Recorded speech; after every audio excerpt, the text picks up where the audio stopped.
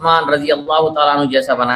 مفسرین اکرام نے لکھا ہے کہ اللہ رب العالمین نے ان جادوگروں کو ایمان کی توفیق کیوں نوازا؟ کیونکہ جب مقابلہ شروع ہوا تو جادوگروں نے عزت اور احترام کے طور پر موسیٰ علیہ السلام سے کہا، تکریم کے طور پر، آپ پہلے ڈالیں گے یا ہم پہلے ڈالیں گے؟ صرف نبیوں کی اتنی عزت کی وجہ سے. نیک لوگوں کی عزت کرنا چاہیے. آج ہمارے پاس لوگ علماء کی عزت نہیں کرتے ہیں، علماء کی عزت نہیں کرتے ہیں. اللہ کے نبی صلی اللہ علیہ وسلم نے فرمایا، جانتے ہیں آپ نے فرمایا یہ ہے کہ تم لوگ بھی ضرور یہود و نصارہ کے نقش قدم پر چلو گے، ضرور چلو گے. جس طرح ان لوگوں نے گناہ کیا تم بھی گناہ کرو گے. یہود و نصارہ نے اپنے بہت سارے انبیاء کو بھی قتل کر دیا، اب تو انبیاء نہیں ہے، پھر کسے قتل کریں گے؟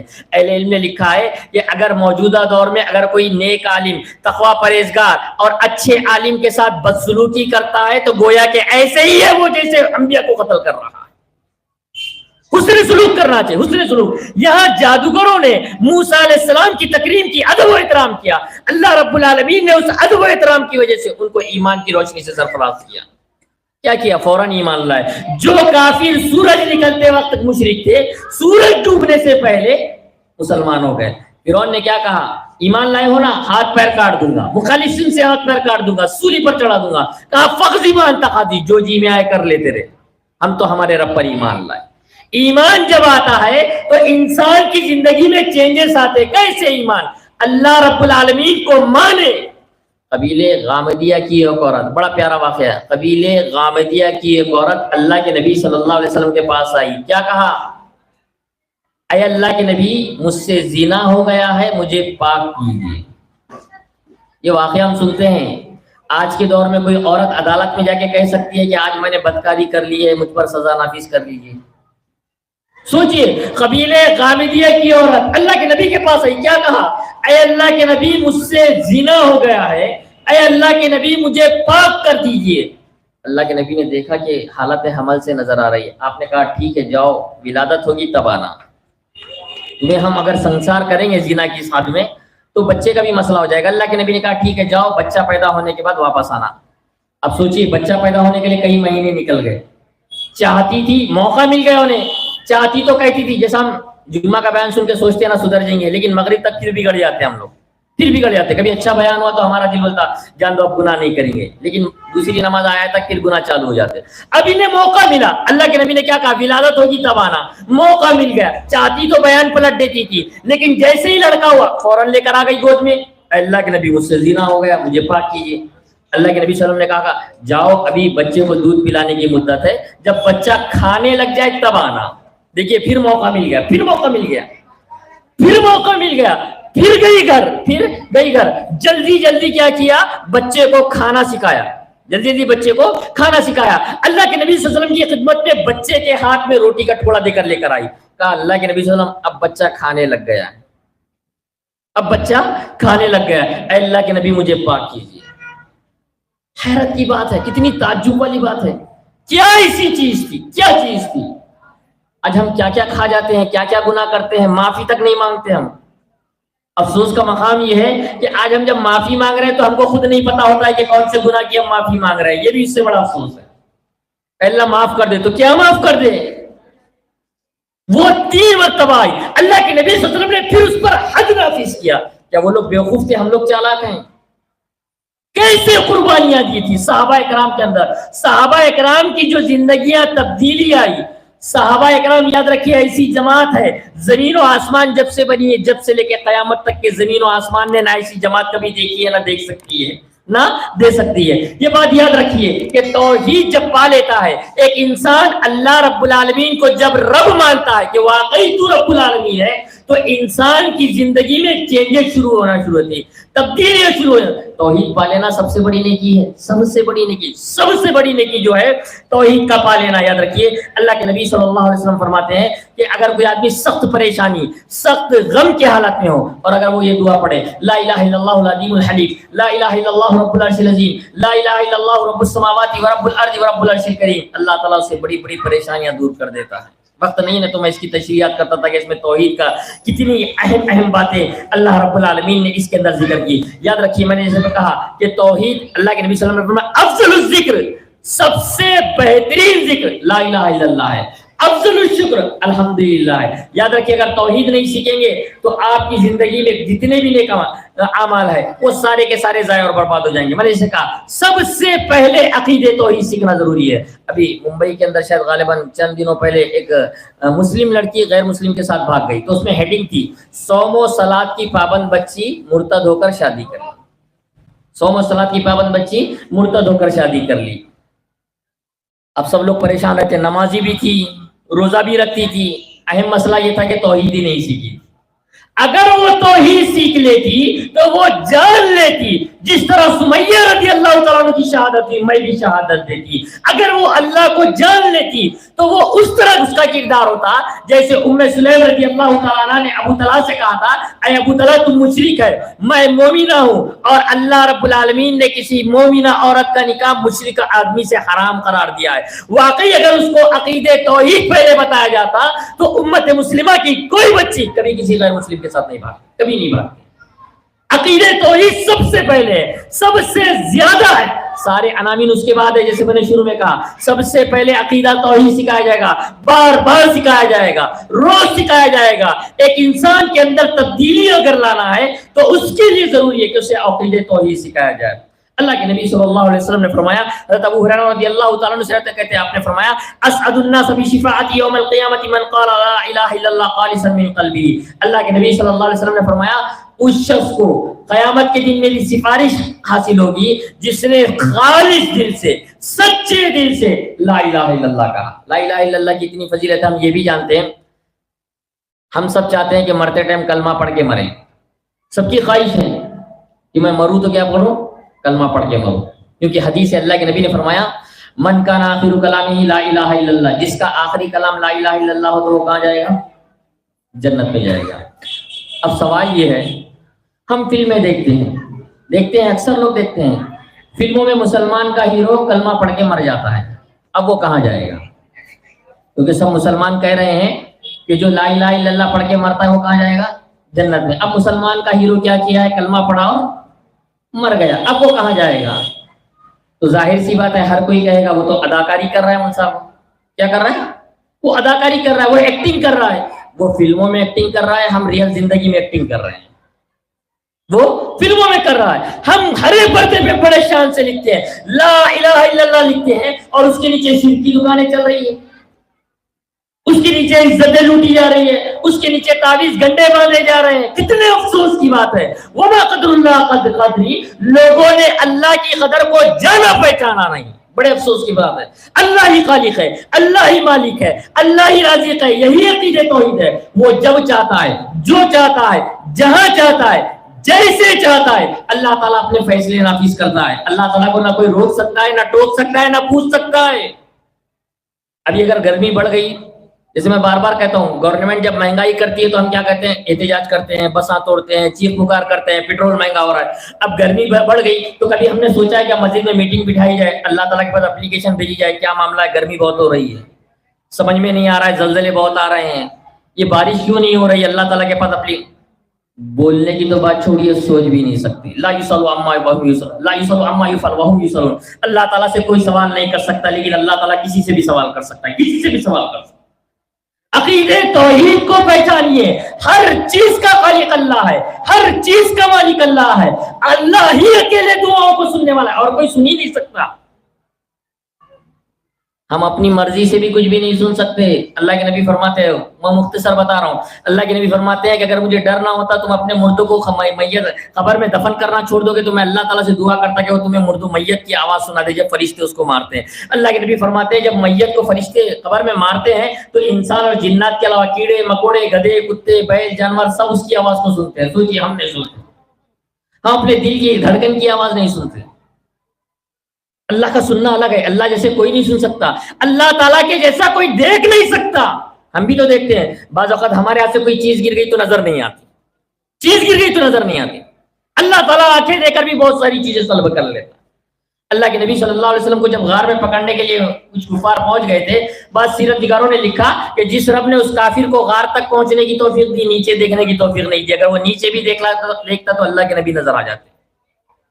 اللہ کے نبی صلی اللہ علیہ وسلم کی جب قتل کی سازش کی گئی, آپ سامنے سے نکل گئے, مشرکین آپ کو نہیں دیکھ سکے.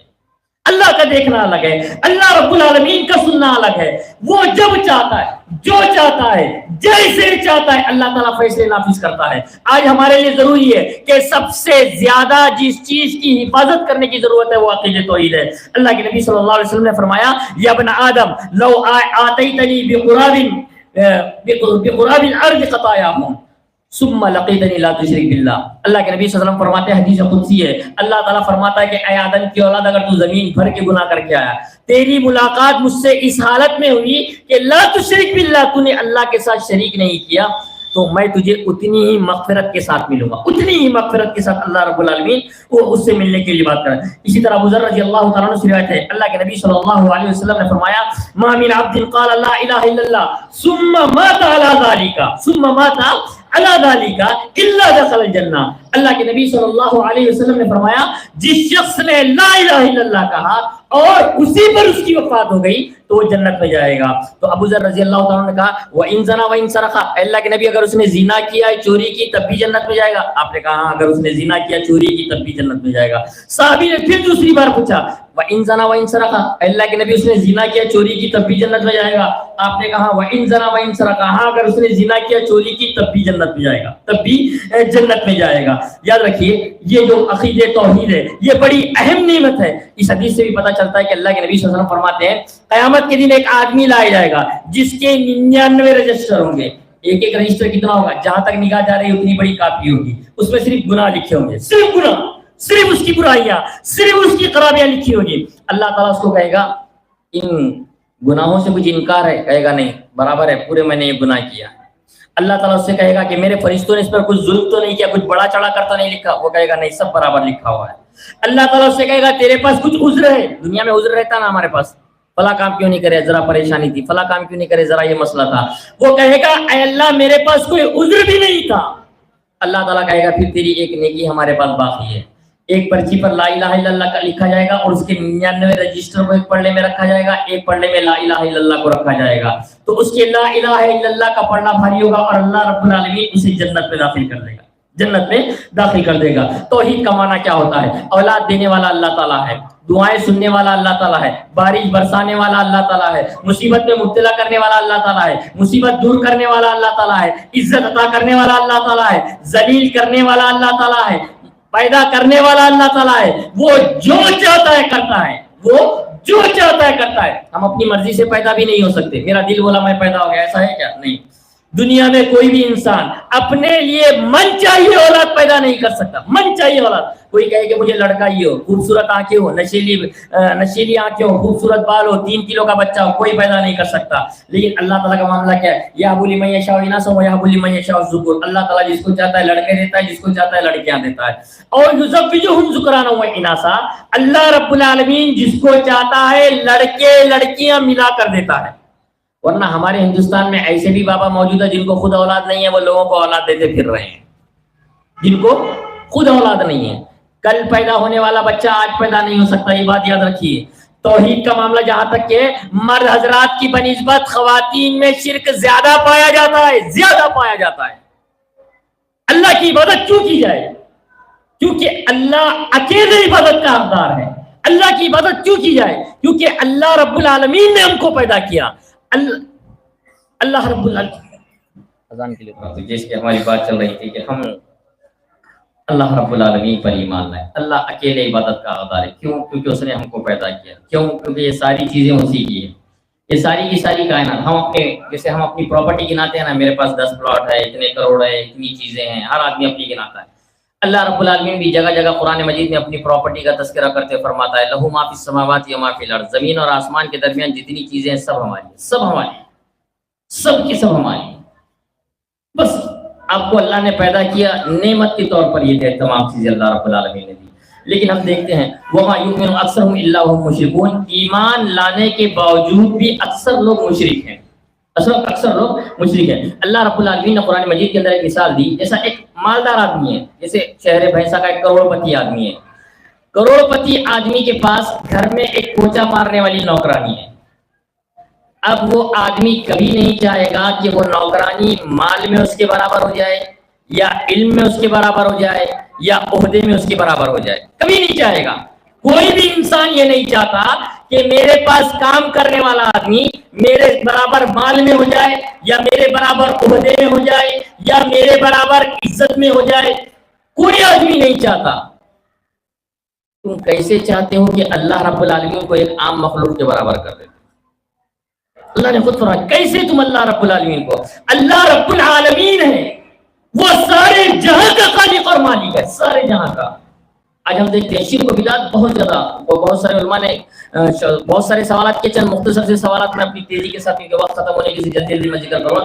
علماء نے لکھا ہے کہ خبر پرست جو ہے قبروں کی جو پوجا کرتے ہیں ان کو آسانی سے سمجھانے کے لیے چند سوالات کر سکتے ہیں. پہلا سوال ہم یہ کر سکتے ہیں کہ ہم ان کو سمجھا سکتے ہیں کہ تمہارے بابا کتنی زبانیں جانتے تھے, کتنی زبانیں, کیونکہ دنیا میں جو انسان زندہ ہوتا ہے ایک زبان, دو زبان, تین زبان جانتا ہے. اب کوئی اگر مراٹھی میں آ کر یہاں پکارے تو مراٹھی جانتا ہی نہیں, کیسے وہ اس کا جواب دے گا, کیسے اس کا وہ جواب دے گا. تو بہت سارے لوگ عقیدت میں کہتے ہیں ہمارے بابا اتنے پاورفل ہے ساری زبانوں کو جانتے ہیں. تو اب سوال پیدا ہوتا ہے بابا کے پاس لائن لگانا پڑتی ہے کہ سب ایک ساتھ پکار سکتے ہیں؟ کیونکہ دنیا میں آپ 4 لوگ مجھے پکاریں گے تو میں نہیں سن سکتا. تو مرنے کے بعد کیسے ایک آدمی 4 لوگ, اب سب کو ایک ساتھ حاجت روا آ گئی, سب ایک ساتھ پکاریں گے تو کیسے سنیں گے؟ لیکن بہت سارے لوگ عقیدت میں اتنے پاگل ہوتے ہیں ہمارے بابا سب کی پکار ایک ساتھ سن سکتے ہیں. تو اب ہم ان کے ساتھ سوال کر سکتے ہیں. اگر گونگا بہرا خبر پر آ کر اگر سوال کرے تو کیا وہ اس کی بھی پکار کو سن سکتے ہیں؟ رب العالمین تو وہ ہے, وہ علیم بذات الصدور, وہ تو سینوں کے بھید کو بھی جانتا ہے, سینوں کے بھید کو بھی جانتا ہے. لیکن بہت سارے لوگ ایسے بھی ہوتے ہیں ہمارے بابا یہ بھی جان لیتے ہیں. اب سوال یہ پیدا ہوتا ہے کہ بابا سوتے کب ہیں؟ ایسا نہ ہو کہ سوتے ٹائم اگر کوئی مانگ لیے نیند میں ڈسٹرب کر دیا, دینے کے بجائے چھین نہ لے. کیونکہ دنیا میں جتنے لوگ تھے ان کو نیند آتی تھی, ایسا کوئی انسان پیدا نہیں ہوا جو صرف زندہ رہ کر مرا ہوا. لیکن اللہ رب العالمین کی صفت ہے لا تأخذہ سینۃ ولا نوم, اللہ تعالیٰ کو نہ نیند آتی ہے نہ اونگ آتی ہے. اب اس کے بعد ہم اس سے سوال کر سکتے ہیں کہ ساری چیزیں بابا ہی دے رہے ہیں تو پھر اللہ کی ضرورت نہیں, اور ساری چیزیں اللہ اگر عطا کرتا ہے تو بابا کی ضرورت نہیں. لیکن کچھ لوگ ہوتے ہیں ہم کچھ ان سے مانگ رہے ہیں کچھ ان سے مانگ رہے ہیں, تو ہمارے پاس لسٹ ہونا چاہیے. ایسا نہیں کہ اللہ کی چیز بابا سے مانگ لی اور بابا کی چیز اللہ سے مانگ لی, ایسا بھی معاملہ نہیں ہونا چاہیے. تو یہ جو سوالات ہیں ہم ان سے کر سکتے ہیں. اسی طرح جب ہم میت کی نماز جنازہ پڑھتے ہیں تو جب اللہ سے نہیں کہنا چاہیے جنت الفردوس میں جگہ عطا کر, بابا سے ہی کہہ دینا چاہیے جنت الفردوس میں جگہ عطا کر. پوری زندگی ہم نے اللہ کو چھوڑ کر غیر اللہ کو جب پکارا ہے تو اب جنت میں جانے کی باری آئی تو ہم اللہ کو پکار رہے ہیں.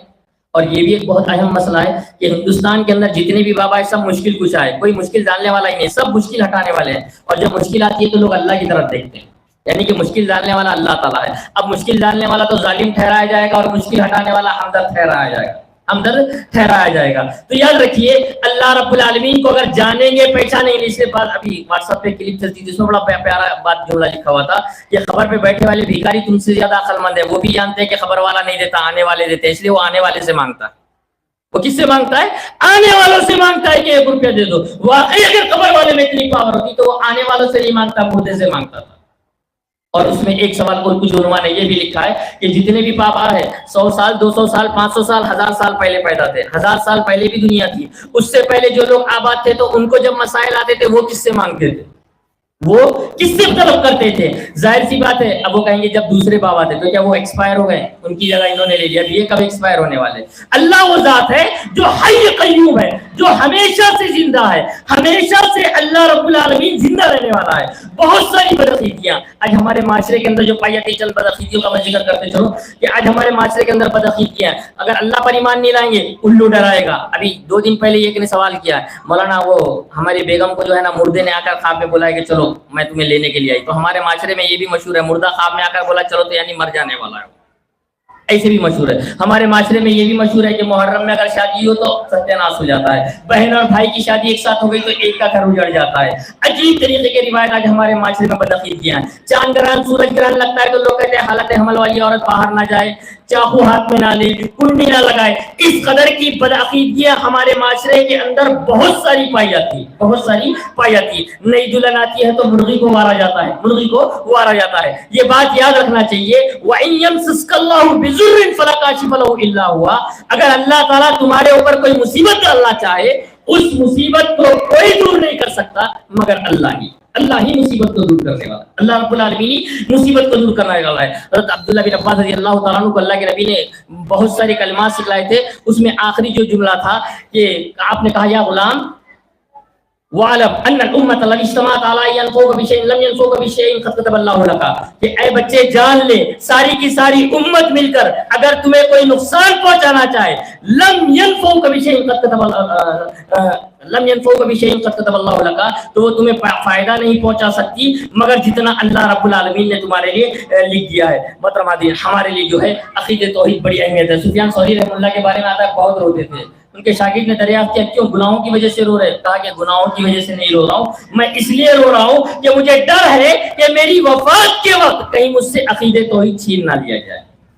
اللہ کو ماننا ضروری ہے۔ یاد رکھیے توحید ایک ایسی عظیم نعمت ہے، دنیا اور آخرت کی ساری بھلائیوں کا دار مدار عقیدہ توحید پر ہے۔ اگر عقیدہ توحید نہیں ہے، جیسے کہ عبداللہ بن جدعان کے بارے میں بھی حضرت عائشہ رضی اللہ تعالیٰ عنہ نے پوچھا اللہ کے نبی سے کہ عبداللہ بن جدعان کا معاملہ کیا بنے گا؟ آپ نے فرمایا تھا کہ وہ جنت میں نہیں جائے گا۔ کیوں؟ کیونکہ اس نے کبھی نہیں کہا رب اغفر لی خطیئتی۔ وہ حاجیوں کو کھانا بھی کھلاتا تھا، پانی بھی پلاتا تھا، تمام کام وہ کیا کرتا تھا۔ یاد رکھیے عقیدہ توحید اتنی اہمیت والی چیز ہے، عقیدہ توحید ایک نمبر پر ہے، بار بار میں کہہ رہا ہوں۔ امام ابن قیم رحمہ اللہ نے یہ بھی لکھا ہے کہ ایک فاحشہ عورت نے کتے کو پانی پلانے کی وجہ سے جنت میں چلے گئی، اور اگر ایک انسان دوسرے انسان کو عقیدہ توحید سے سیراب کر دے تو اس کو اللہ تعالیٰ کیسا اجر دے گا؟ کتے کو پانی پلانے پہ یہ ثواب ہے، اگر ایک انسان دوسرے انسان کو عقیدہ توحید سے سیراب کر دے تو اللہ رب العالمین اس کو کتنی اہمیت کتنی نعمتوں سے نوازے گا۔ ایک آخری بات جو کہ میں نے اس سے پہلے جمعہ کے خطبے میں ذکر کی تھی، بڑی اہم بات ہے، وہ ذکر کرتے چلو۔ یہ اگر سمجھ میں آ گئی تو سمجھ لیجیے عقیدہ توحید سمجھ میں آ گیا۔ اللہ رب العالمین کی ایک صفت ہے رحمان اور رحیم، اللہ تعالیٰ بڑا رحم کرنے والا ہے۔ بہت سارے لوگ کہتے ہیں اللہ تعالیٰ 70 ماؤں سے زیادہ محبت کرتا ہے۔ میں بار بار کہتا ہوں یہ اللہ کی شان میں اس طرح کے جملے نہیں کہنا چاہیے۔ کیوں نہیں کہنا چاہیے؟ اللہ تعالیٰ نے جب رحم کو پیدا کیا، بڑی اہم بات بتا رہا ہوں، اس کے بعد میں اپنی بات ختم کروں کیونکہ وقت ختم ہونے کی وجہ سے میں نے اپنی ساری باتوں کو سمیٹ لیا، یہ آخری بات ذکر کرنے جا رہا ہوں۔ اللہ رب العالمین نے جب رحم کو پیدا کیا، اللہ تعالیٰ نے رحم کے 100 ٹکڑے کر دیے، 100 ٹکڑے، اور اللہ رب العالمین نے ایک ٹکڑے کو روئے زمین پر نازل کیا۔ وہ ایک ٹکڑا آدم علیہ السلام سے لے کے قیامت تک کے تمام انسان، تمام جنات، تمام جانور، تمام کیڑے مکوڑے، ساری مخلوقات کو بٹ رہا ہے۔ وہی ٹکڑا ہے کہ ایک باپ اپنے بیٹے سے، بیوی سے، ماں سے، بہن سے محبت کر رہا ہے۔ اسی ٹکڑے کا نتیجہ ہے کہ ایک عاشق معشوق سے محبت کر رہا ہے، لوگ نبی سے محبت کر رہے ہیں۔ جتنی بھی روئے زمین پر محبت ہے وہ اللہ رب العالمین کے رحم کے ایک ٹکڑے کا حصہ ہے۔ اب اگر لوگ کہیں گے اللہ 70 ماؤں سے زیادہ محبت کرتا ہے تو آپ اندازہ لگائیں سب سے پہلی ماں کون ہے؟ حوا علیہ السلام۔ حوا علیہ السلام سے لے کے قیامت تک کے سارے ماؤں کی محبت ایک جگہ جمع کر دیے جائے نا تو اس ٹکڑے کا کچھ حصہ ہے، اس ٹکڑے کا کچھ حصہ ہے۔ اب اللہ رب العالمین کے پاس کتنی نعمتیں؟ 99 رحمتیں ہیں۔ جب اللہ رب العالمین اپنی 99 رحمتوں کے ساتھ جلوہ افروز ہوگا، بڑے بڑے گناہ معاف کر دے گا۔ اگر کسی نے زنا کیا معاف کر دے گا، اگر کسی نے حرام کھایا معاف کر دے گا، اگر کسی نے مسجد گرا دی معاف کر دے گا، اگر کسی نے ماں باپ کو قتل کر دیا معاف کر دے گا۔ اس کا مطلب یہ نہیں کہ گناہ کیے جائیں، کسی سے ہو گئے، جیسے کہ بابری مسجد کسی نے توڑا بعد میں ایمان لایا، کسی نے غلطی ہو گئی سود کھا لیا بعد میں اللہ سے معافی مانگ لیا، اللہ معاف کر دے گا، اللہ رب العالمین معاف کر دے گا۔ لیکن ان اللہ لا یغفر ان یشرک بہ ویغفر له ما دون ذلک، اللہ رب العالمین شرک کو کبھی معاف نہیں کرے گا، کبھی معاف نہیں کرے گا۔ سوچئے اگر ہماری ایک ماں ہے، ایک ماں کی محبت ہے، وہ ہمیں کبھی نہیں مارتی۔ ایک ماں کے اندر اگر 100 ماؤں کی محبت ڈال دی جائے، اب اگر بیٹا غلطی کرے گا تو مارے گا؟ ہرگز نہیں مارے گی۔ ایک ماں کے اندر 1 کروڑ ماؤں کی محبت ڈال دی جائے، اب اگر بچہ کوئی غلطی کرے گا مارنے کی تو بات سوچیے، وہ اس کے بارے میں برا بھی نہیں سوچے گی۔ جبکہ اللہ رب العالمین کے پاس 99 رحمت ہے، وہ 99 رحمتیں بھی اس کو نہیں بچا پا رہی، 99 رحمتیں۔ اس لیے یہ بات یاد رکھیے، روئے زمین کا سب سے عظیم ترین کام عقیدہ توحید کی اصلاح ہے۔ ورنہ ہمارے معاشرے کے اندر بہت سارے لوگ پانی پلانے کو بہت بڑا کام سمجھتے ہیں، بہت سارے لوگ شادیاں کرانا بہت بڑا کام۔ ایک آدمی مولانا وہ شادی کرانا بہت ضروری ہے، ان کے گھر پہ کھانے کو نہیں ہے، ان کے جہیز کے پیسے ہم جمع کر رہے ہیں۔ پہلے تو شادی کرا رہے ہیں، جہیز پہ کرا رہے ہیں اور غلط کام کر رہے ہیں۔ پھر ایک چائے بنانے کے لیے شکر نہیں ہے، وہ کتنا بھلا کام کر رہے ہیں۔ کچھ لوگ رمضان میں کیٹا بانٹنا، کچھ لوگ راشن بانٹنے کو بہت بڑا نیک کام سمجھتے ہیں۔ ہر آدمی اپنے اپنے لیول پر نیک کام سمجھتا ہے۔ یہ بات یاد رکھیے، سب سے زیادہ اہمیت والا، سب سے زیادہ بڑا کام عقیدہ توحید کی اصلاح کرنا ہے۔ ہے جو کہ آدم علیہ السلام سے لے کے نبی کریم صلی اللہ علیہ وسلم تک. جیسے میں نے کہا اللہ تعالیٰ نے نوح علیہ السلام کو 950 سال تک ایک ہی دعوت دی, دوسرا درس ہی نہیں دیا. کون سا درس تھا؟ عقیدے توحید کا درس تھا. اس کے علاوہ میں یہ نہیں کروں کہ دوسرے کام چھوٹے ہیں بڑے ہیں, لیکن عقیدے توحید کے بعد سب کام ہے. اللہ رب العالمین نے قرآن مجید کے اندر فرمایا اجعلتم سقایۃ الحج وعمارۃ المسجد الحرام کمن آمن باللہ والیوم الآخر, کہ تم لوگ حاجیوں کو زمزم پلانا, بیت اللہ کی آباد کاری کرنا ان لوگوں کے برابر سمجھتے ہو جو اللہ پر ایمان لائے اور اللہ کے راہ میں نکلے. اللہ تعالیٰ فرماتا ہے لا یستوون عند اللہ, دونوں کبھی برابر نہیں ہو سکتے, کبھی برابر نہیں ہو سکتے. عقیدے توحید سب سے اہم ایک نمبر پر تمام انبیاء کی شریعت میں. آج ضرورت اس بات کی, میں بار بار کہتا ہوں, میں کئی مرتبہ یہ بھی مثال دیا ہوں کہ معمولی کارپوریشن کا الیکشن ہوتا ہے نا, تو فلاں کو ووٹ دو, فلاں کو ووٹ دو, فلاں کو ووٹ دو, دن بھر چلانے کے ہم کو 500,000 روپے مل جاتے ہیں, 3 ٹائم کھانا بھی مل جاتا ہے. حالانکہ وہ جیتے گا نہیں جیتے گا نہیں معلوم, جیتا بھی تو 5 سال کے لیے جیتے گا, اس کے لیے ہم کو اتنے پیسے ملتے ہیں. اگر ہم اللہ رب العالمین کا پرچار کریں گے, اگر ہم اللہ کے دین کا اگر پرچار کریں گے, تو اللہ تعالیٰ اپنی شان کے مطابق عطا کرے گا, اللہ اپنی شان کے مطابق عطا کرے گا. شیخ الاسلام ابن تیمیہ رحمہ اللہ نے فرمایا کہ جو بندہ اللہ کا نام جتنا روشن کرتا ہے اللہ اس کا نام اتنا روشن کرتا ہے. اور یہ کرنے کے لیے ضروری ہے کہ ہم اپنے بچوں کو علماء سے جوڑیں.